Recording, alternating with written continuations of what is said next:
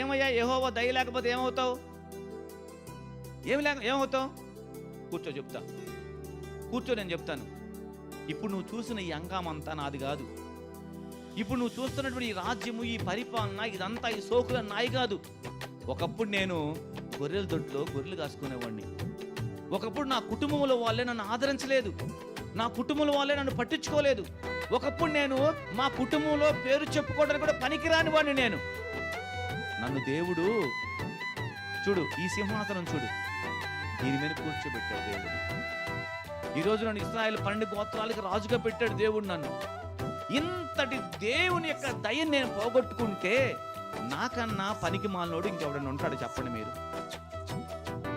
ఉంటాడా? ఉండడు. కాబట్టే నేను అడుగుతున్నాను, నా శత్రువైన సౌలు మన కుటుంబంలో ఎవరైనా మిగిలారా? ఇంకా మిగిలితే నేను వెతుక్కుంటా వెళ్ళి వాడికి నేను సహాయం చేస్తాను. వాడిని తెచ్చుకున్నాడు. వాడు దావీదు యొక్క తినే భోజనం అంటే తీసుకొచ్చాడు కదా, తీసుకొచ్చిన రే ఆ సైనికులు ఎవరొకరి దగ్గర ఉండి రోజు వాడికి అది పెట్టేయండి ఉనండ్రా అనలా.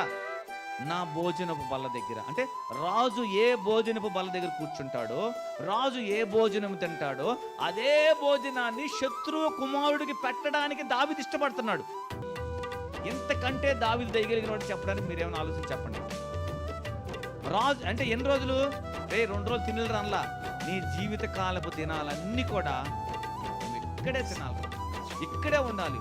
నువ్వు ఎంత తింటావో అంత దేవుడు సాయంత్రం నాకు డబ్బులు ఇస్తాడు. మరి ఇది జనాలకు అర్థం కాదు. ఈ ఆశీర్వాదం అర్థం కాదు జనాలకి.